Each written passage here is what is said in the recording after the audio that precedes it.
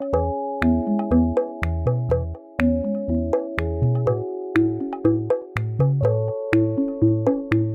Maíra! Oi, Clarissa, tudo bom? Tudo jóia! Hoje a gente está começando mais um podcast aqui na Tenda Materna e hoje a gente tem uma convidada super especial, a Nanda Perim, que é psicóloga, mãe de 2 crianças, o Theo de 3 anos e 10 meses e o Gael de 2 anos. Ela é criadora do Psimama, um perfil no Facebook e no Instagram, onde ela compartilha temas relacionados ao puerpério, empoderamento pós-parto, disciplina positiva, método Montessori, parentalidade consciente, enfim, todos esses temas que coincidem muito com o que o Canto Maternar e a Bifamily abordam. Então, seja super bem-vinda à nossa tenda, Nanda, e conta pra gente, além de se apresentar, conta pra gente como que você chegou até aqui, como que nasceu o Psimama e qual que é a sua proposta. Seja bem-vinda à nossa tenda. Oi, gente, tudo bem? Primeiro, então, eu quero agradecer o convite de vocês, que eu amei, assim, é uma honra estar aqui, gosto muito do Tenda Materna, do trabalho da Clarice, do trabalho da Maíra, gosto demais, então agradeço muito. A Psimama surgiu na minha vida depois da minha segunda gravidez. Na minha primeira gravidez, eu fiquei muito empolgada, fui fazer todos os cursos de gestante que existiam na minha cidade. E durante o puerpério eu fiquei muito chocada como que eu nunca tinha ouvido falar sobre puerpério. E aí eu comecei a estudar sobre isso, sendo psicóloga com esse olhar, né? E aí comecei a falar sobre isso, criei um site, né, uma página, um blog, e comecei a falar sobre isso, as coisas que eu estava estudando, que eu estava aprendendo nos meus estudos. E, enfim, conforme os meus filhos iam crescendo, né, foram crescendo, e eu fui encontrando cada vez mais coisas para estudar, cada vez mais linhas e abordagens, e aí os próprios seguidores, as próprias seguidoras já começam a tirar dúvida, a pedir para falar de outros assuntos, e principalmente vir me contar coisas, né? Eu acho que o que mais marca a Psimama são as coisas da criação tradicional, que são tanto quanto absurdas, se a gente olha com um olhar humano, né, e de respeito. E aí, quando as pessoas vêm me contar essas coisas...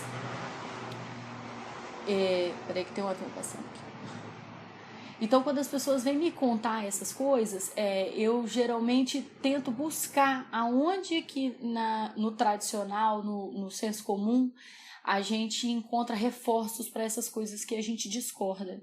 E aí eu entro no Psimama e eu tento desconstruir isso, tento ressignificar esse olhar. Então, parabenizar a criança por não chorar, desfraude coletivo, né, essa coisa do colo vicia, todas essas coisas que a gente está tão acostumado a ouvir, mas que quando a gente é mãe, a gente é pai, e a criança está ali na nossa frente, por algum motivo não faz sentido pra gente. E a gente fala, por que tá todo mundo me falando uma coisa, mas que, né, se eu for pensar no instinto, se eu for pensar numa coisa mais intuitiva, não é o que eu tenho vontade de fazer, né? E aí nas linhas que eu estudei, isso vem de uma forma muito natural, né? Como seria o filhote de um cachorrinho, o filhote de um tigre, o filhote de um elefante. E aí, né, olhando sob esse viés, você começa a perceber enfim, por que a gente está tão incomodado com isso. Bacana. Eu, na verdade, estou achando super legal a oportunidade de conversar com você. Uma das pessoas que me inspira nas redes sociais é justamente você. Então tá sendo legal. Que legal. Teve uma semana até... Eu sempre tô repostando, o Canto Maternar tá sempre repostando coisa tua. Eu acho que acaba dialogando muito próximo da mesma linha de pensamento e tal. E teve até uma semana que eu pensei, nossa, Nanda, para de postar coisa legal que eu vou ter que colocar Canto Maternar /Psimama, porque eu vou achar que estão na página errada, né? Mas foi divertido, foi uma sacada que eu falei, não, interessante. E hoje a gente se propôs a falar de um tema que eu acho que acaba tocando num ponto de muita angústia para muitas mães, que é o desfraude. Sim. Eu, por exemplo, tô achando um privilégio também, porque eu ainda não passei por esse processo. Aqui em casa, a Nara tá com 3 anos e 2 meses.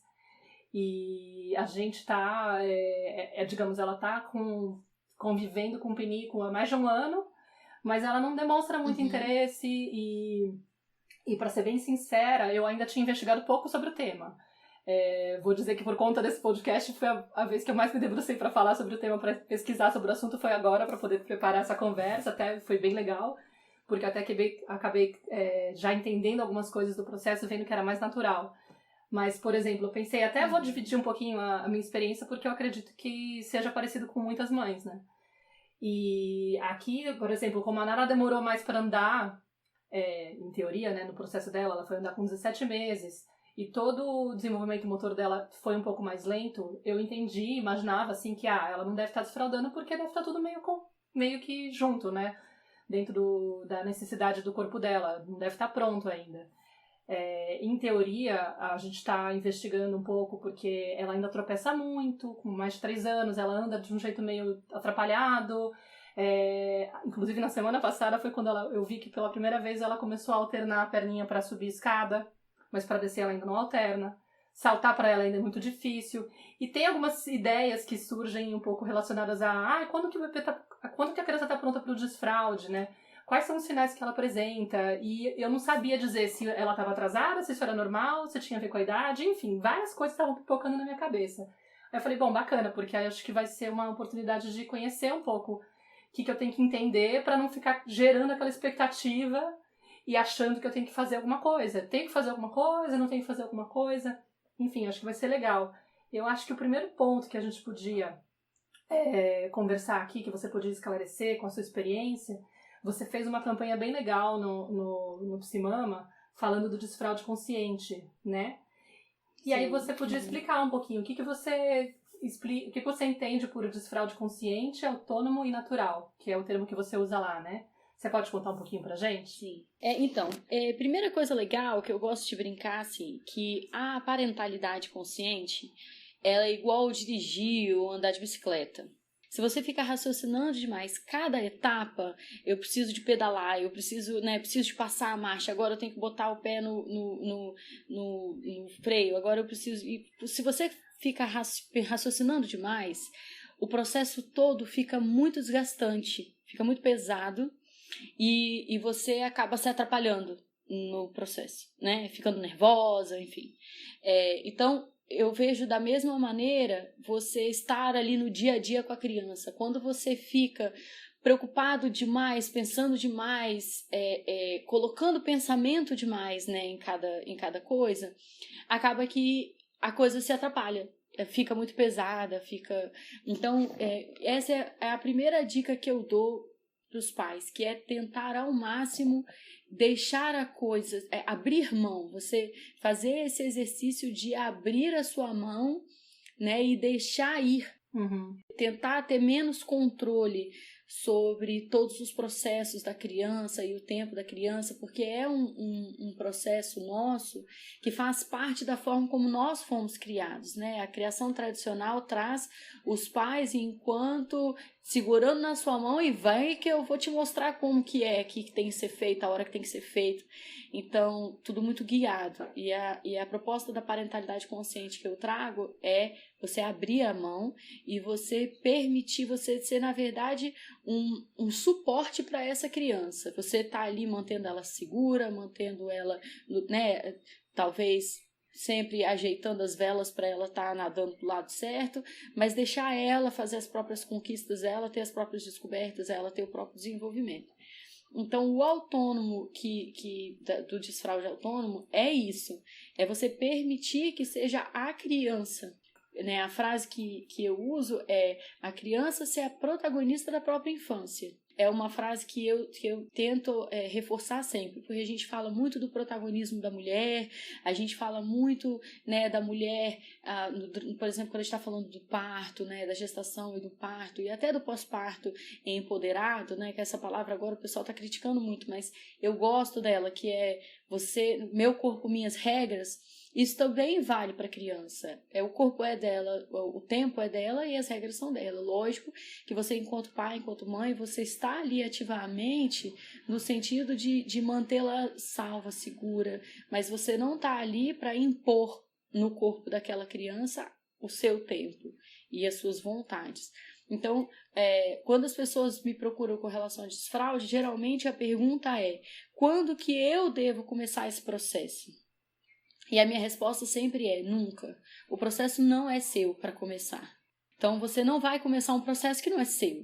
Né? É como você me dizer assim: meu marido precisa de fazer terapia, quando que eu mando ele para terapia? Nunca, porque não é seu esse processo, é dele, percebe? E é a mesma coisa, a criança vai desfraldar quando vários quesitos, vários pontos, né? E a gente vai falar sobre isso no decorrer do podcast, vários pontos precisam desenvolver e culminar, né, num ápice juntos para que o desfraude aconteça. E alguns desses pontos você pode promover, claro, mas não tem pra quê, porque da mesma forma que você pode fazer uma criança que andaria com 15 meses e 6 meses, você pode ficar em desespero, fazer fisioterapia, fazer exercício, não entrar em pânico para ela andar antes? Pode. Mas não vai ser o processo dela, não vai ser com a destreza que ela precisa, né? Quantas crianças a gente ouve falar que passaram direto, não engatinharam, foram direto para andar, porque foram muito estimuladas, muito promovidas. E o engatinhar é extremamente importante para o mamífero humano, para a noção de espaço, né? Para ter todo um desenvolvimento ali, que é um desenvolvimento espacial, de um outro sentido que não só o motor e o cognitivo e tal. E a gente às vezes esquece isso, que tem um leque de coisas que fogem ao nosso alcance, porque a gente sequer sabe que eles existem, ou a gente sequer tem consciência deles, né? Então, é a mesma coisa para o desfraude. Existe uma série, uma inúmera quantidade de coisas que são importantes serem desenvolvidas para um desfraude saudável, que a gente não pode promover porque a gente não tem qualquer controle sobre eles. Percebe? Então, o autônomo é nesse sentido. Tá, beleza. Ô, Nanda, me fala uma coisa. E aí, dentro desse seu ponto de vista, assim, quais seriam esses sinais que a criança dá, né? Esse pai nessa postura de observador, de que tá ali do lado, né, sustentando, mas ao mesmo tempo permitindo que essa criança se desenvolva com autonomia, com liberdade, experimente, se aproprie do próprio corpo, enfim, da vida, né, das relações de uma maneira mais autônoma, mas quais seriam esses pequenos sinais para que os pais podem observar e podem perceber que a criança está dando, de que ela está se aproximando desse processo? Dá umas dicas aí para esses pais de quais seriam esses sinais que é importante da gente ficar atento. Claro. Então, eu gosto de brincar que tem um sinal só, que é o seguinte: a criança não precisa mais da fralda.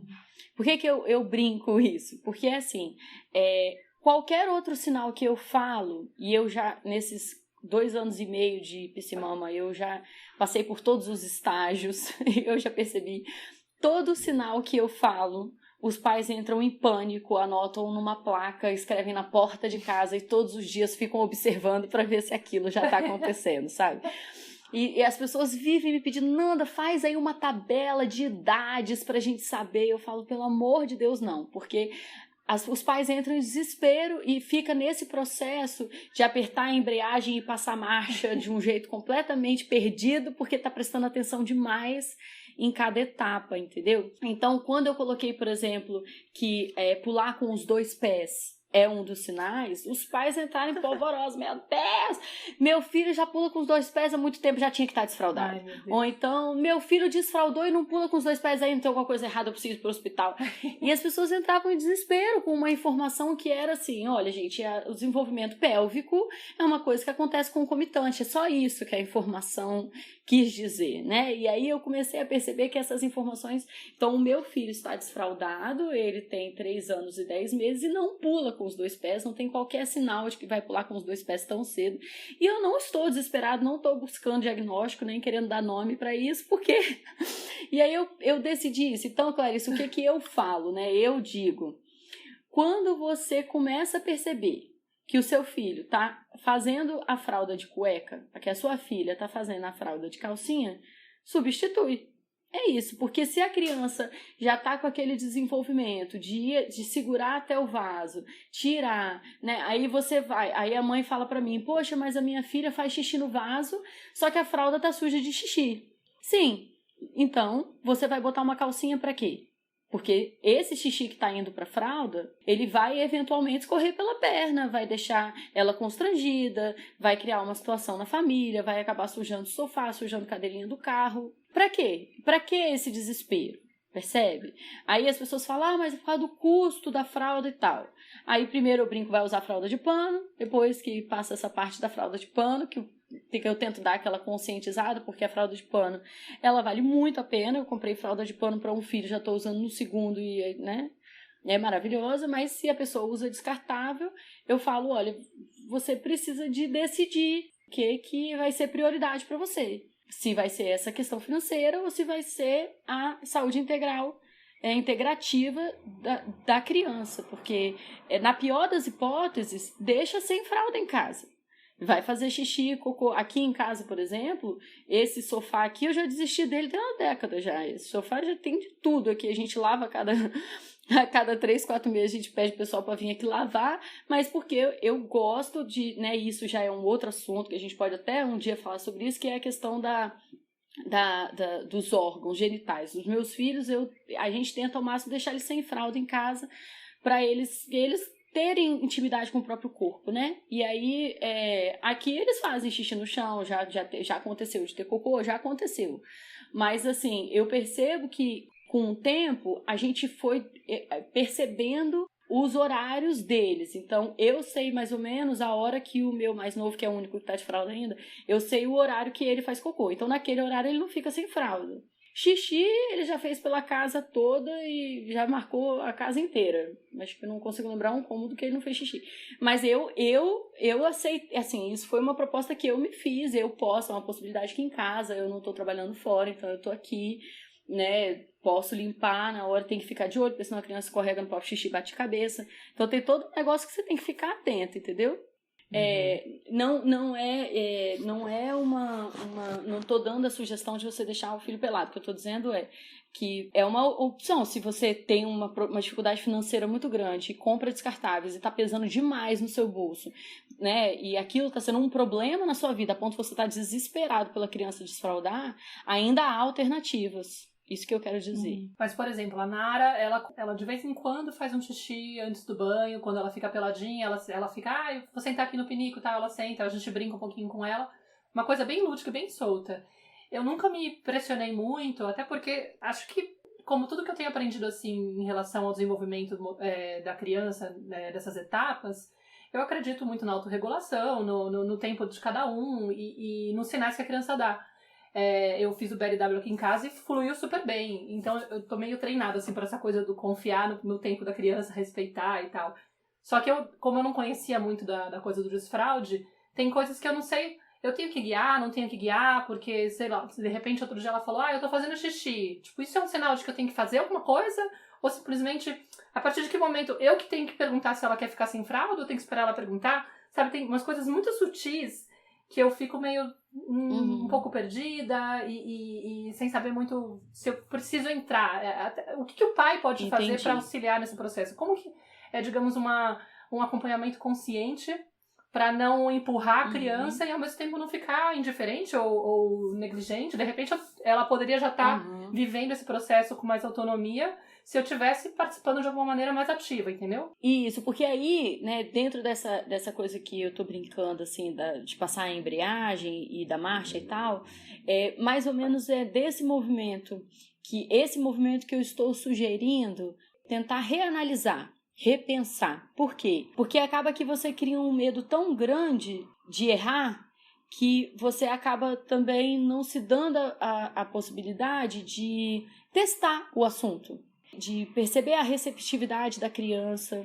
Então, o que eu sugiro, acho que o ponto mais importante de todos é tudo o que você for fazer, tudo o que você intuitivamente tiver desejo de fazer, faça, prestando bastante atenção em não desrespeitar o tempo da criança, no sentido de você não colocar peso. É só isso. Então, assim, por exemplo, você não vai premiar, não vai dar parabéns, não vai, né, da mesma forma que você não vai castigar, não vai brigar, não vai fazer nada disso. Agora, você naturalmente falar sobre o assunto, é ótimo, né? Não dá para virar aquela palavra que não pode ser dita na casa só porque, entende? Então, não, às vezes, assim, a criança tá lá, tá sentada no pinico, você pode encorajar ela e, ao mesmo tempo, explicar que se não fizer, tá tudo bem também. Entendeu? E vida que segue, como diria Neymar, sabe? Assim, eu não quero, não é para colocar aquele peso no sentido de...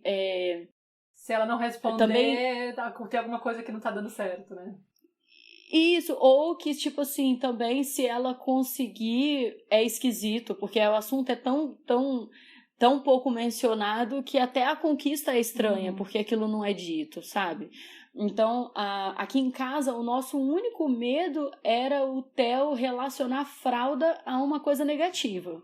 Nosso medo era esse. Então, ele achar que a gente tinha pressa, ou ele sentir que fralda era coisa de bebê, que ele não podia usar mais. Eu não queria isso. Apesar de eu não atender, eu recebo muitas mensagens. Então, eu tenho acesso a uma gama enorme de experiências. E eu recebo muitas mães dizendo que a filha ou o filho estão com 4, 5, 6 anos ainda precisando da fralda à noite e que não aceitam que aquilo é um sofrimento para a criança usar a fralda, porque no processo de treinamento toalete, a fralda foi condenada pelos treinadores. Pela professora, pela mãe, pelo pai, fralda era coisa de bebê, eu não acredito que você está usando fralda ainda, ai que feio você querendo usar fralda. Então, quando a criança precisa daquela ferramenta, a ferramenta já foi completamente...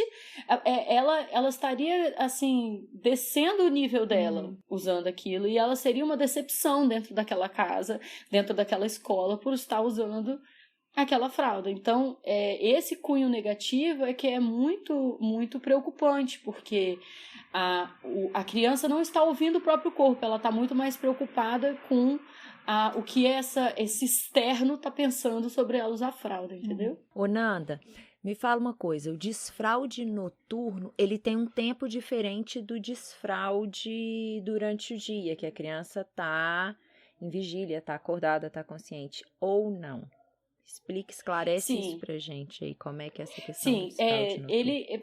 São tempos diferentes, isso é muito mais forte em treinamento toalete, porque o treinamento durante o dia, né, é uma coisa e o treinamento durante a noite é outra. Como eu sou contra o treinamento toalete, eu vou falar só do desfraude natural. O desfraude, então, como eu estava falando, o desfraude ele culmina, né, vários desenvolvimentos. Então, você tem o desenvolvimento motor, desenvolvimento cognitivo, o desenvolvimento emocional, porque a criança precisa de ter uma certa maturidade emocional para lidar com aquilo ali e tal. Então, tem que culminar, todos esses processos culminam, né? Então, se a criança está pronta cognitivamente, mas não está pronta no sentido motor, o desfraude não vai acontecer. Se ela estiver pronta no motor, mas não estiver pronta no cognitivo, também não vai acontecer. Então, precisa de culminar. E os processos que precisam de culminar para um desfraude não necessariamente são os mesmos para o outro. Porque né, uma coisa é segurar um xixi de forma consciente. Outra coisa é você segurar o xixi durante um sono, né? E também porque à noite, se você for pensar no cunho emocional, à noite tem para bebês e crianças um outro valor, né? Então você vê o sono noturno das crianças, né? A busca do bebê ou da criança pela mãe, pelo pai durante a noite. As crianças, elas interpretam a noite, né? E muitas vezes lidam com a noite de uma forma muito diferente com que elas lidam com o dia. Então, às vezes, o desfraude noturno ele também pode ter esse atraso no sentido positivo da palavra, essa diferença, isso que eu quero dizer. Por ter valores diferentes nas crenças internas dessa criança. E pode ser uma diferença de meses, de muito mais do que meses? Anos. Eu já vi criança que desfraudou com 3 anos e que com 4,5 ainda não tinha desfraudado noturno. Né? E aí, às vezes, a mãe fala assim, mas ela só tem um escape uma ou outra vez por semana e tal. E aí, às vezes, você vai analisar para a criança, pela criança ela estaria tendo escape todo dia, né? Ela está com um medo tão grande, e aí a criança pode não estar tendo escape todo dia, mas ela está dormindo muito mal, ela está com olheiras profundas, ela está com alteração comportamental durante o dia, e aí não estar tendo escapes todos os dias tem um custo emocional muito grande para essa criança, percebe?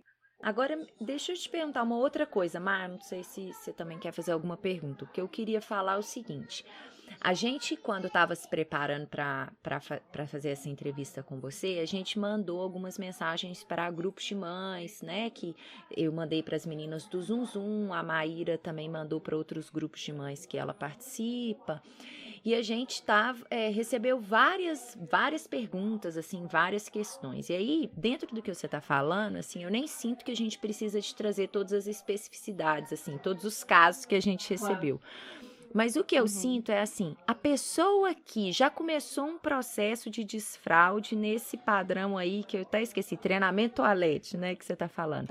Porque o menino entrou na escola, eu tinha uma cliente que ela sofreu muito com o desfraude do filho dela, assim, exatamente por isso, porque ele entrou na escola, e na escola ele era o mais novinho da turma, e todas as crianças já estavam desfraudadas, menos o dela, e ela teve, assim, um problemão com a questão do desfraude, isso eu lembro. Então, assim, quem já entrou de alguma forma começou a forçar ou a fazer algum treinamento e agora está escutando esse podcast e sentiu que faz sentido isso tudo que você está falando. E aí?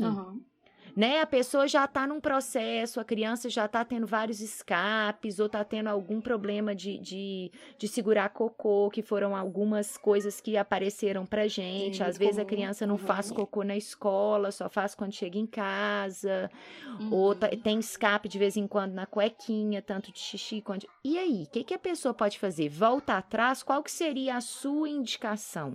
Volta atrás, volta com a fralda e tenta...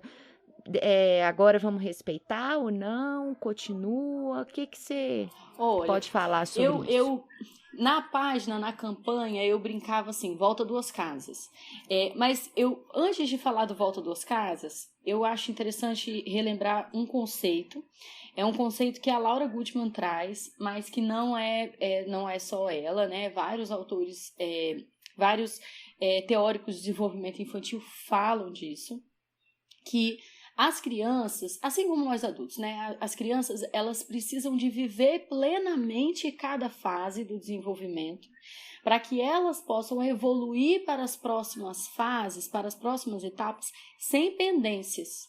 Então, isso significa que a criança, indo a trancos e barrancos assim, as coisas elas vão ficando... elas vão ficando mastigadas, elas não vão ficando assim tão lineares, tão bem vividas, tão plenas, percebe? Então, a criança que vai passar pelo desfraude dessa forma não natural, essa criança tem chances, não é preto no branco, vai acontecer, né? O pessoal adora vir comigo com o assunto do aconteceu comigo e eu tô bem. Né? Não significa que 100% das pessoas vão sofrer absurdos, passar, né, ter problemas de continência, de incontinência ou de, né, enurese noturno porque passaram por um treinamento toalete. Não, as coisas não são assim. Mas a gente vê os pediatras, os urologistas pediátricos, as fisioterapeutas que trabalham com isso, os profissionais que eu busquei, as informações que eu busquei, eles encontram muitas dificuldades nas crianças que aparecem de forma tardia. Então, a criança vai demonstrar os efeitos disso já com 5, 6 anos, muitas vezes com 12, 15, 16. Quantas mulheres nós conhecemos que têm prisão de ventre, que têm uma dificuldade enorme de usar banheiro público, né? Que tem um relacionamento estranho com o próprio corpo, que a menstruação é uma coisa que a mulher não consegue lidar bem, que ir ao banheiro é uma coisa que a mulher não consegue lidar bem, né? Passa a vida inteira com dificuldade, né? A repressão sexual em cima principalmente das meninas e das mulheres é uma coisa muito grande. E isso começa, o desfraude, ele é uma porta de entrada para isso, muito, muito grande, né? Dos tabus e dos mitos e tal. Então, quando você tem um desfraude, a pessoa está nesse processo, e aí ela está percebendo que a criança tá tendo muito escape, essa pessoa precisa, ao meu ver, a primeira coisa que ela precisa de analisar é o que esses escapes podem estar dizendo para esse meu filho e para essa minha filha. Qual a mensagem, o que ela está sentindo, o que ela está pensando e o que ela está decidindo a partir desses acontecimentos. Essa proposta do sentindo, pensando e decidindo é uma proposta que a disciplina positiva traz, que faz muito sentido, que é assim, o que essa experiência pode estar ensinando para essa criança sobre ela mesma, qual a opinião que ela está formando sobre ela, sobre o corpo dela, né? Sobre como que essa criança está se sentindo com relação aos professores que estão treinando ela, aos pais que estão treinando ela, qual é a opinião que ela está formando sobre essa experiência toda que ela está passando. Isso é o mais importante, na minha opinião, você pensar, porque lógico, eu falar assim, não, tem que voltar com a fralda, também não é certo, porque cada caso é um caso e vão ter crianças que voltar com a fralda para elas vai ser uma experiência muito sofrida, porque o valor que foi dado para isso, para ela é uma coisa muito negativa. Né? Então, eu teria que fazer todo um trabalho de ressignificar aquela fralda, de explicar e contextualizar para aquela criança, para aí então ela voltar com a fralda sendo uma amiga, sendo uma aliada e não sendo a criança, sendo uma decepção ali na vida daquelas pessoas, né? Ou então a criança voltando a ser bebê, como muitas pessoas acabam falando, sem maldade. No treinamento, né, eu já conheci gente que dava recompensa, que enfim, falava, agora você já é uma mocinha, né? Olha o peso que essas coisas dão. Como que você fala para um bebê de 2 anos, 2 anos e meio, 3 anos e meio, que ela é uma mocinha, que já é um rapaz? Isso é uma afirmação um tanto quanto absurda se você for analisar de forma literária, e as crianças são seres extremamente literais. Né, extremamente literais. Então, você dizer para essa mocinha que agora ela vai voltar a ser um bebê porque ela precisa voltar a usar fralda, para essa criança que ainda conhece tão pouco do mundo e que ainda é tão limitada, isso pode ser muito sofrido para ela. Então, eu afirmar isso também seria muito simplista, entende? Eu, por exemplo, eu tenho um livrinho aqui que é muito difícil eles não caírem nessa, né? Agora você já é grande, então você vai usar o pinico porque você já cresceu. E eu sempre fico me perguntando, gente, mas isso não é um pouco empurrar, talvez pressionar? E porque nessa idade a criança quer conquistar essa autonomia e tudo ela quer fazer sozinha. E ela fala, porque agora eu já sou grande, e ela tem orgulho. Mas eu fico, às vezes, pensando, mas é o corpo dela que tá já no tempo de querer isso, ou ela tá querendo provar que ela tá grande e tá querendo agradar o pai, porque percebe que o pai fica todo, né, comovido e emocionado quando ele vê a criança sendo grande, né? A criança se sente reconhecida, né? Ela se sente amada, né? A Laura Gutman e a disciplina positiva, a doutora Janelsen e a Laura Gutman, os dois trazem muito isso, assim. Como que esse discurso do pai e da mãe, na verdade, estão trazendo para essa criança, ensinando para essa criança que aquilo ali representa amor. Então, enquanto uma criança desfraldada, ela é mais amada do que uma criança que não usa fralda, que ainda usa fralda, percebe? Então, desfraldar não vai ser no tempo dela, vai ser no tempo da busca do amor. E é uma coisa muito complexa isso, porque o desenvolvimento cognitivo e o desenvolvimento motor, eles não são algo consciente. Eles não são algo, você não decide, agora eu vou, agora eu vou fazer, a partir de amanhã minha filha vai conseguir segurar xixi. Não é assim, entende? E aí, quando você conversa, por exemplo, com as pessoas que faziam aquele desfraude tradicional, né, sei lá, 20 anos atrás, 30 anos atrás, que deixava a criança sem fralda, ficava a cada 2 horas levando a criança pro pinico e tudo, e aquela coisa. Aquilo era um sacrifício para os pais, para quem estava treinando, muito grande. E a criança via isso. As crianças, principalmente crianças até 2 anos e meio, né, 3 anos, são crianças que ainda não verbalizam também, até 3 anos e meio até, né, que ainda estão começando a entrar no universo da verbalização, são crianças que elas são fluentes em linguagem não verbal. A língua que elas falam melhor é a linguagem não verbal. E a comunicação não verbal delas mais bem estabelecida é com os pais. Então, os seus filhos, os nossos filhos, nós enquanto filhos, o rosto, as expressões dos nossos pais são a coisa que a gente mais entende né? A linguagem que a gente fala com maior fluência é a linguagem corpórea dos nossos pais. Então, se aquilo está sendo um sacrifício, se aquilo está sendo difícil, se está tendo esse peso todo para a mãe, né, conforme a Clarissa acabou de falar, deu exemplo, a criança está percebendo, ela está absorvendo tudo isso. Ela passa a buscar trazer aquela satisfação para aqueles pais, aquela felicidade, sentir-se amada, sentir-se querida. E quando o desfraude ou qualquer outro assunto toma esse nível de cobrança, a coisa começa a se perder. A Laura Goodman fala sobre isso com relação à alimentação, ela fala sobre isso com relação ao sono infantil. Quando aquilo se torna um assunto pesado na casa, aquilo se torna a principal forma de comunicação da criança com os pais, aí a coisa deixa de ser sobre o desenvolvimento infantil e passa a ser sobre outra coisa. Percebe? E aí a coisa começa a se complicar, porque o processo passa a se complexizar por se tornar uma coisa muito além do que é. Faz sentido? Faz demais. Eu tava pensando aqui enquanto você tava falando, né? Eu me lembrei de uma professora do meu filho mais velho, do João, que é a Nazaré. Eu já até entrevistei ela algumas vezes lá no meu canal do YouTube, que é uma pedagoga Waldorf e que ela tem uma especialização, ela fez uma formação com a Amy Pickler, né? Na verdade, não com a Amy Pickler, mas com a filha da Amy Pickler e tal, que é uma pessoa que trabalha muito com essa questão da autonomia também, de respeitar esses ritmos e esses tempos da criança. E ela fala, assim, que o único estímulo que a criança precisa, por exemplo, para andar, é ter ao redor dela adultos que caminham.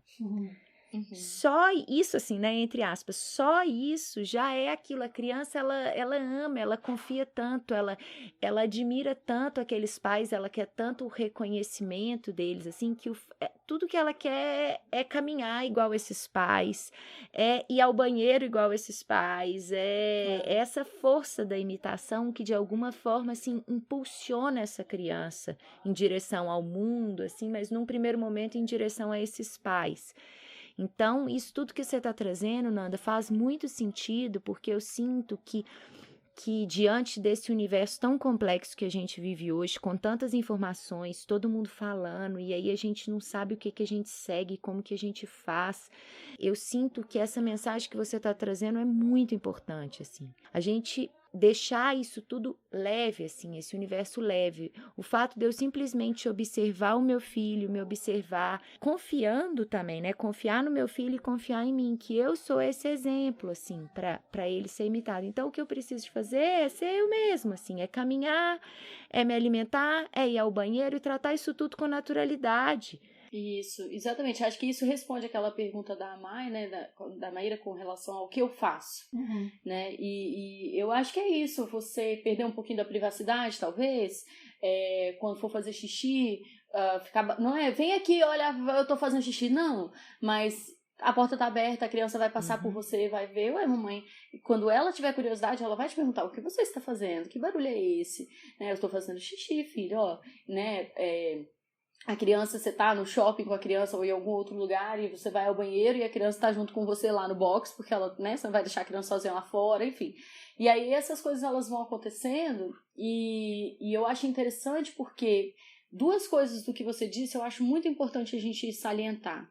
A primeira é que quando você segue essa linha, você permite à criança ter as próprias conquistas, ter orgulho de si mesma, né? A criança não está fazendo para te agradar, ela não está desfraudando porque vai te deixar feliz. Ela está fazendo aquilo porque ela está crescendo e ela está conquistando aquele desenvolvimento, está chegando na vida dela. E ela, enfim, ela valorizar isso por ela mesma. Não é porque você vai bater palma e dar um chocolate.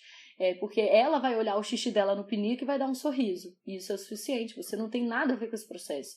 Entre o xixi... Aí as pessoas falam, mas eu quero bater palma porque eu fico tão feliz. É uma conquista da minha filha. Eu falo, gente, mas quando você bate essa palma, você está tornando o processo sobre você. Olha, filho, como eu estou feliz. E não é sobre você. Você tem que permitir que a criança sozinha no banheiro olhe pro pinico e dê um sorriso e isso seja suficiente para te deixar pleno e feliz, porque você está promovendo um relacionamento bom dela com ela mesma. E isso é um presente que você pode deixar na vida dos seus filhos que é imensurável, que é a criança ficar sozinha feliz com as próprias conquistas, sem necessariamente precisar de trazer um segundo e um terceiro. E a segunda coisa é que eu fiz uma campanha recentemente na Psimama. A Psimama sempre tem campanhas. A gente estava explicando isso para a Clarissa, né? Eu faço campanhas, eu pego os temas que eu vejo que estão precisando ser falados, e aí eu tento extinguir ao máximo o tema no prazo de uma semana. Então, eu faço entrevistas sobre o tema, eu estudo o tema, faço posts diários, e a última campanha da Psimama foi sobre neurônios espelho. O que são os neurônios espelho? Os neurônios espelho são neurônios que tem dentro da nossa cabeça que espelham o que a gente vê. E os neurônios espelho, já foi pesquisado e comprovado que o neurônio espelho, então você está andando, a parte do seu cérebro que está trabalhando no momento que você está andando é exatamente a parte do cérebro que está trabalhando no momento que um bebê recém-nascido vê alguém andando na frente dele. Ou seja, o cérebro, desde os primeiros dias de vida, já está treinando de forma neural, né, e de pulsos e tudo, esse caminhar, só por observar uma pessoa caminhando. Então, quando a criança for começar a andar, ela já, tirando essa parte que você disse da parte emocional, das construções das crenças e tudo, né, que ela tá vendo alguém, nossa, que legal andar e tudo, tirando essa parte, tem a parte também, né, que é a parte motora de como que é um passo para frente, um passo para trás, fisiológica, joga o corpo para frente, e esse aprendizado é feito pelo neurônio espelho. Então, só da criança estar numa casa com adultos que fazem xixi no vaso, ela já as pessoas falam, mas meu filho estava brincando enquanto eu estava fazendo xixi, mas o cérebro da criança tá ali, né, tá ali suspenso no ar que xixi as pessoas fazem sentadas, né, a partir do momento que elas conseguem fazer sentadas. Enquanto a criança não tem interesse em sentar para fazer aquele xixi, é um sinal que o corpo dela está te dando que ela não está pronta para essa informação. Porque quando ela tiver, ela mesma vai despertar esse interesse. Nossa, super interessante, porque no final é bem parecido com a questão da introdução alimentar, que foi, acho que, o tema que eu posso relacionar, que tem a mesma ideia de você tem mais ou menos uma base de referências da idade que a criança pode apresentar os sinais, mas você também tem que esperar que ela apresente pelo menos um mínimo de um panorama aí de coisas, de querer alcançar a comida sozinha, de ter interesse pela comida, de estar com mais ou menos o desenvolvimento motor preparado, né? E aquela base a partir dos 6 meses, que muitas mães entram em pânico quando a criança não começa a comer, a se alimentar nessa fase. E eu lembro que quando a Nara começou esse processo, eu resolvi fazer o BLW, eu acabei montando um Instagram sobre isso. E o desespero das mães era justamente essa necessidade de querer controlar cada ponto, né? Exatamente. Que acaba sendo uma armadilha. A gente fica muito tenso quando a gente quer controlar o processo e não confia na criança. Qualquer processo, né? Qualquer coisa que seja da criança, a gente querer controlar... Total. Apesar de que é o nosso modus operandi, né? Porque nós fomos criados com esse controle total, né? É um ponto de dor, né? Tipo, é uma coisa que não tá trabalhada na gente, então a gente quer controlar. A gente foi isso, mas nós adultos, a nossa geração, a gente percebe claramente uma clara dificuldade na autorregulação, né? Você vê pela crescente obesidade, pela grande... né? A gente... Poxa, a autorregulação para nós é uma coisa quase inexistente, assim, para grande parte de nós, né? Em vários temas. Eu fiz uma live uma vez, muito tempo atrás, que o assunto era autorregulação. Aí eu coloquei lá parto, puerpério, introdução alimentar, desfraude. Não que eu fosse falar de todos esses temas, mas são todos assuntos que pedem autorregulação. E as pessoas, gente, como que você vai falar de tanto assunto numa live só? Você vai fazer 8 horas de live? Eu falava, não, minha live vai ter meia hora. O que eu quero falar é sobre autorregulação. Então, é exatamente isso. Você falou que é totalmente relacionável à introdução alimentar, porque a gente está falando de autorregulação, a gente está falando de autonomia, né? E as pessoas confundem muito autonomia com independência. Eu digo, uma criança super autônoma, ela é extremamente dependente ainda, porque é uma criança, né? Ela não se passa a ser um adulto de 40 anos, ela continua sendo uma criança autônoma, né? Então, a autorregulação, ela é um conceito de autonomia e não um conceito de independência, né? E eu notava que muitas vezes o processo, ele deixava de ser gostoso e natural justamente por causa dessa expectativa que os pais criavam, essa ansiedade, né?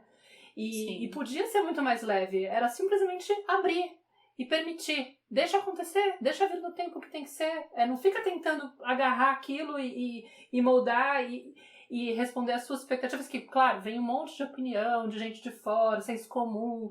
É difícil desconstruir tudo, mas é a proposta que a gente está tentando fazer, né? Tipo, e acho que esse espaço da tenda materna é um pouco também para isso, para a gente se sentir acolhida e conseguir se munir dessas informações que fazem com que a gente se sinta mais empoderada e consciente de que, olha, não precisa responder a essas exigências do padrão comum, porque é muita informação que já está revista e que já está...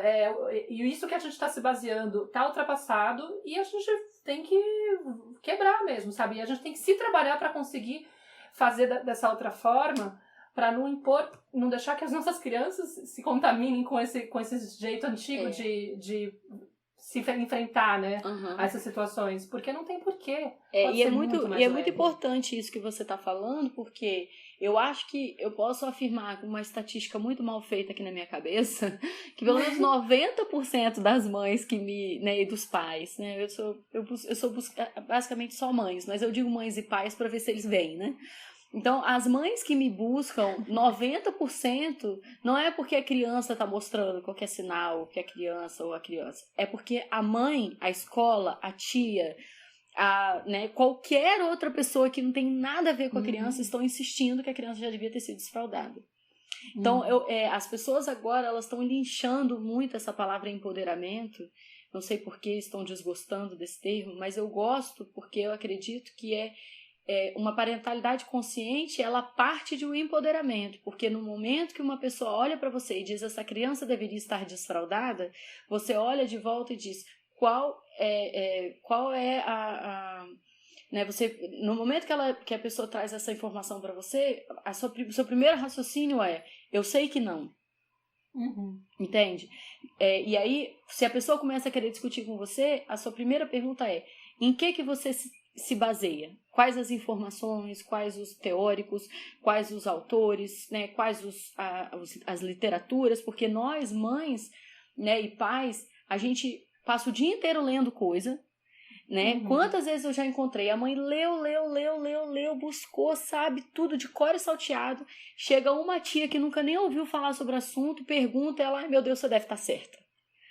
Né? E esquece, parece que pega tudo e joga no lixo. Por quê? Porque nós, enquanto crianças, nós aprendemos que nós não sabemos sobre nós. Que nós não sabemos, a gente não é dono da nossa vida. Eles são. Então, quando esses mesmos personagens vêm dizer para nós que nós estamos erradas, a gente estremece a base. Percebe? Sim. Então, você precisa não só de empoderamento, como também dessa rede de apoio consciente. Então, esses grupos, né? Eu sei, a Cláudia está falando que ela tem aí do trabalho dela, que, né, esses grupos, a Psimama tem vários grupos de WhatsApp e de Facebook, são grupos que vão te dizer assim, gente, tô certa, galera, sim, você tá certa, fica tranquila. A sua tia, a sua mãe, a sua avó disseram que você tá errada, mas tamo junto, tamo lendo, a gente sabe o que a gente tá falando, a gente não, né? Então, tamo junto, todo mundo se abraça, beleza. Sai renovado, porque estremece mesmo, gente. Então, vamos caminhando aqui para um fechamento. A conversa tá muito boa, se deixar a gente vai ficar aqui mais umas horas falando e compartilhando e escutando, que tá muito gostoso. Agora, para encerrar, eu queria que cada uma falasse uma frase, assim. Que a gente tentasse ser bem objetivo, mas falasse uma frase do que ficou dessa conversa, o que te tocou dessa conversa. E aí eu queria começar, e para mim o que ficou dessa conversa, né, que foi mais forte, assim, talvez como palavra seria confiança, mas uma confiança no ritmo natural da criança, que vem da minha observação atenta, da minha disponibilidade de observar o meu filho, e de um processo de autoobservação também, e que nasce também dessa confiança primordial em mim e na vida. Talvez seria isso que eu queria deixar aqui como frase que me tocou essa conversa, que aparentemente era sobre desfraude, né? Mas que para mim o que mais me marcou foi a questão da confiança. Eu acho que eu falaria da ideia do abrir mão do controle, que na verdade está muito relacionado com a confiança, porque eu acho que foi o que mais pegou pra mim também. E que eu relacionei muito com a minha experiência da introdução alimentar. Que acho que também era algo que me pesava. E inclusive eu pensava, pra mim foi até um processo light, a introdução alimentar da Nara, porque desde o começo ela se entusiasmou com a comida e ela comia de tudo. E eu acho que meu processo de confiar no processo era mais até será que é normal uma criança comer tanto? Mas depois eu comecei a me relacionar com muitas mães que me procuravam para tirar dúvida, porque eu acabei fazendo curso de BLW e eu estava super engajada. E eu via muito esse processo de dor, assim, delas, assim, sabe? De quando a coisa saía um pouquinho da expectativa delas, elas sofriam muito. E aí eu pensava, nossa, essa coisa do controle que a gente tem é muito, muito, muito forte. Porque parece que também é algo que ensinaram a gente, né? Você tem que controlar a tua emoção, você tem que controlar qualquer coisa. Você não pode... E as coisas não podem falhar, né? Senão é um erro muito irreversível. Que a gente também tem esse medo do erro, que acho que é um peso muito forte. Então acho que ficaria com a ideia do abrir mão do controle e autoeducação, né? Trabalhar a si mesmo para conseguir limpar essas coisas na gente, porque no final é a gente que tem que mudar a postura para que a coisa, acho que engrene de uma forma mais tranquila. No final é a gente que tem que se trabalhar. Acho que menos a criança e mais a gente. Eu diria que, como chama tenda materna, eu vou voltar mais para mães, né? Ser boa mãe não é estar no controle de tudo. Ser boa mãe é estar feliz. Às vezes a gente entra em desespero achando que está errando porque a gente não está conseguindo controlar tudo, né? E aí a gente entra no buraco do furacão que tá errado, tô fazendo errado, eu não sou uma boa mãe, meu filho, o que vai acontecer com meu filho? E aí você entra naquela e o processo e a própria criança praticamente passa a ser uma coisa secundária, terciária no contexto. E se a gente lembra que o foco da atenção é a criança, né? Então ela tá bem. Não é porque, né, a criança vai estar muito bem se você relaxar, se você estiver bem, se você estiver feliz. Eu acho que a forma mais fácil de você ser uma excelente mãe é você estar bem com a mãe que você é. Você conseguir levar a maternidade de uma forma que não seja pesada e doída para você, e sim que seja uma coisa leve, uma coisa agradável, que você goste de fazer.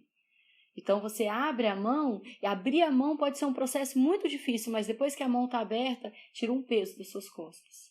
A sua fala me deu ideia para vários episódios de Tenda Materna. Eu tô dentro, só me chamar que eu participo.